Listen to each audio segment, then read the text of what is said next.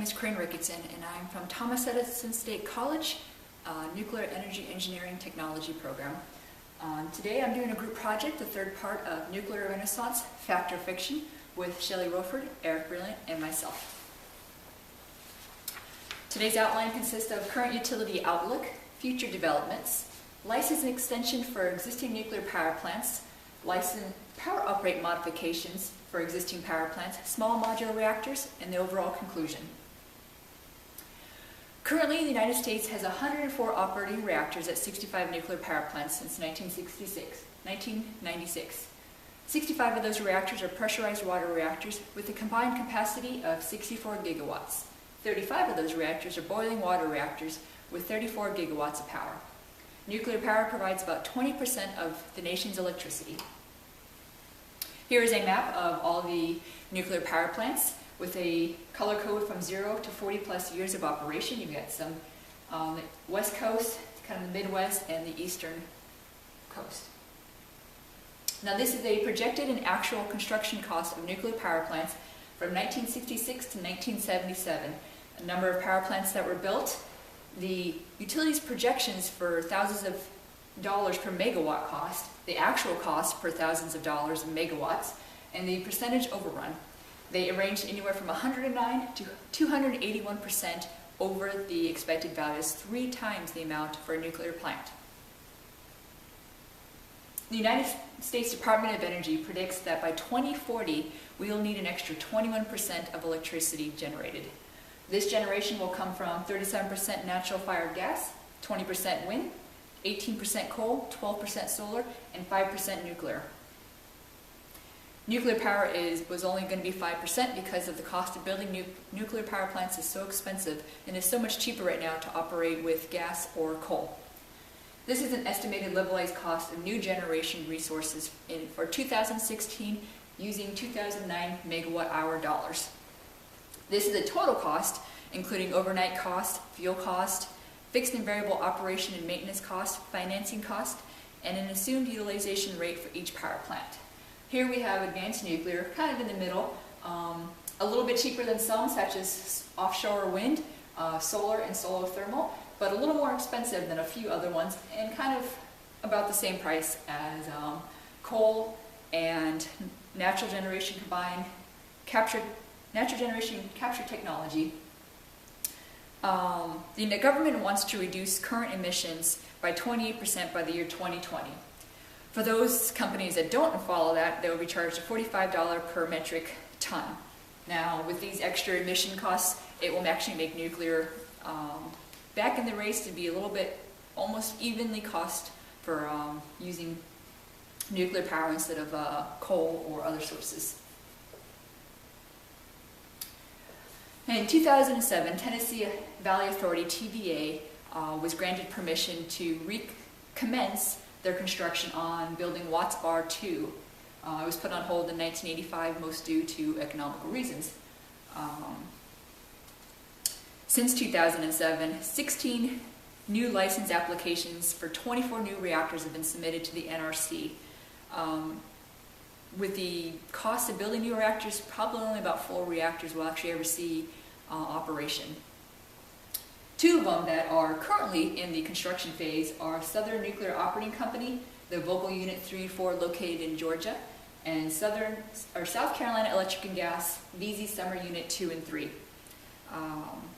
These are Westinghouse 2 AP1000 reactors, and they were granted their licenses in 2012. The only way for the government to want to have nuclear power plants built is to have an incentive. So they came up with the 2005 Energy Act. Provided a couple incentives, loan guarantees, for a total of $18.5 billion total loan guarantee for all of the nuclear power plants. So if 2 power plants use that entire budget, then it is gone. No other power plants have the ability to have a loan guarantee. There's a production tax credit for once in operation, 1.8 cents per kilowatt hour for the next 8 years, or 6,000 megawatts will be reduced. A standby support incentive, which allows liability protection due to startup delays due to obtaining licenses, production delays, or just whatever delay is caused by to getting operational. The next subject was license extension for existing nuclear power plants. So far, the original contract is for 40 years for an operating nuclear power plant. With the NRC's permission, they can provide a license extension for up to 20 years. This license extension has to be started by the power plant company because some of them will retire plants due to issues they're having with either steam generators or other components. May not be finding the power plant economical anymore, and it's just cheaper to retire them. But the ones that do submit applications have to go through an extensive process. It can take from 30 months to 5 years, so they have to get it started early, otherwise they will be shut down when their current contract expires. The NRC goes through 2 different phases called Title 10 Code of Federal Regulations Part 54, which focuses on safety of the power plant and managing adverse effects due to the aging reactors. The second part is Title 10 Code of Federal Regulations Part 51, and this deals with the more environmental effects on the nuclear power plant operating for an additional 20 years.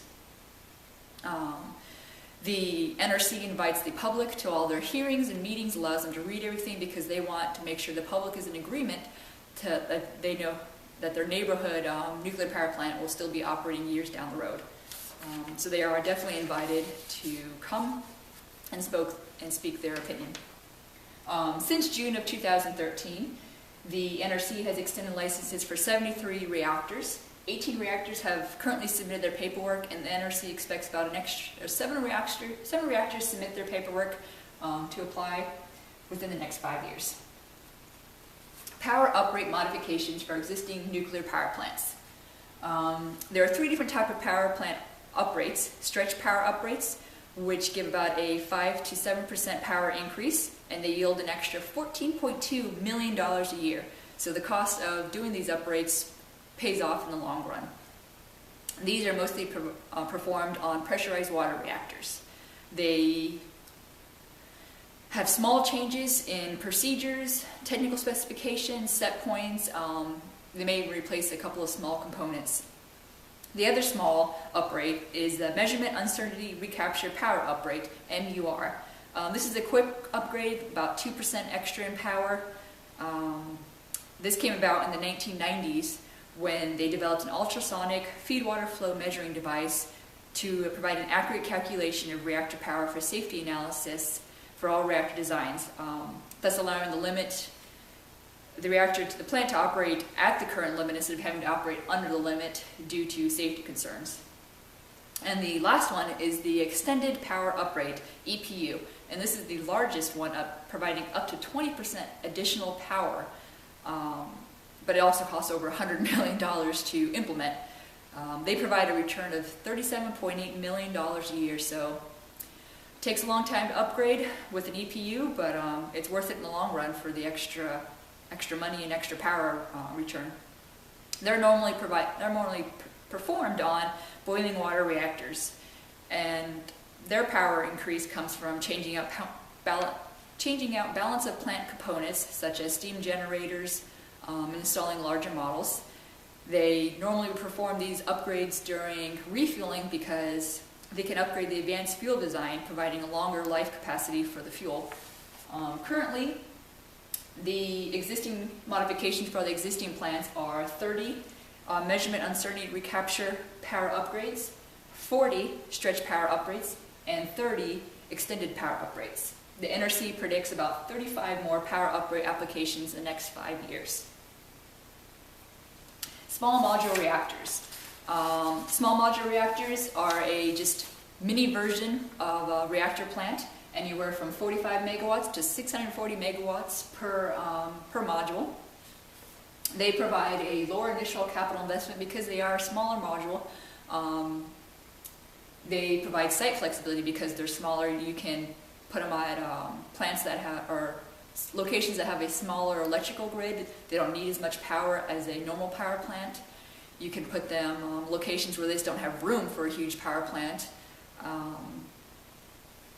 And They're built below water or underground, so that way they have better safety and security enhancements. The module part of the definition means that the components of the nuclear steam supply system will be built off location at a factory. This allows for them to be mass produced because the workers are experienced, they're used to all the components, they understand the quality assurance, the QA paperwork that goes with dealing with nuclear grade material, so they can handle and produce these modules quicker and faster, get them on a rail car, and get them shipped to the locations where they can be fueled and start operation. The Department of Energy has granted a 5-year, $452 million budget towards the design and development of small modular reactors for the NRC. The NRC currently is looking at 2 major design types, or 2 major companies with light water reactor design. The main 2 companies are NuScale, which plans to build a 1 to 12 module, or 1 to 12 45 megawatt module reactors.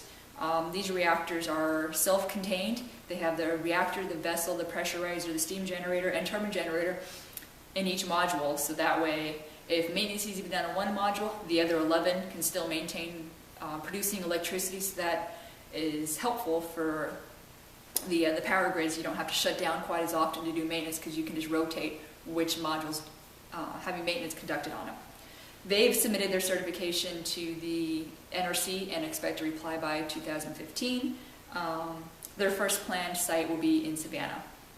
The other company is the B&W mPower design, and it's a 180 megawatt pressurized water reactor vessel. The advanced light water reactor design uses natural phenomena such as gravity, convection, and conduction to cool the reactor in emergency with a below ground containment, as I mentioned earlier. They've submitted their paperwork and they hope for approval by 2018. Their first reactor site will be in Tennessee. Currently around the world, there are 131 small modular reactors operating, and currently 14 small modular reactors in construction in several different countries. To conclude everybody's presentation, Shelley went over trying to win the public's trust with a nuclear renaissance, combating legacy issues, explaining new issues like the Japan accident in Fukushima. She's just trying to show that nuclear power is a safe and effective means of producing electrical energy, and it should still be continued. Currently, about 38% of Americans are against nuclear energy. And Eric went over research and development of fuel advancements such as the fast breeding reactor, extracting uranium from the ocean, new reactor designs, safety enhancements. Since the accident in Japan, the NRC has gone over there to look at how they can improve our reactors so that nothing ever occurs like that again in the future. And then the last part of his was with fusion, looking at how if we can develop fusion just like the sun does, then we can have nuclear energy, nuclear power for the rest of our lifetime without needing, without ever running out. And I went over current utility outlooks, future developments in correlation to costs of natural gas and coal and nuclear power, the NRC extending licenses for an extra 20 years, or the NRC approving power uprates, either an extended, a stretch, or a measurement uncertainty power, recapture power uprate. And then I went and touched into future designs of small modular reactors and how they could be the future of nuclear power plants, just operating smaller in many different locations compared to larger reactors where a location could be an issue. If you guys have any questions, please email us. And thank you for your time. Again, I am Corrin Ricketson from Thomas Edison State College, talking about nuclear renaissance, fact or fiction. Thank you.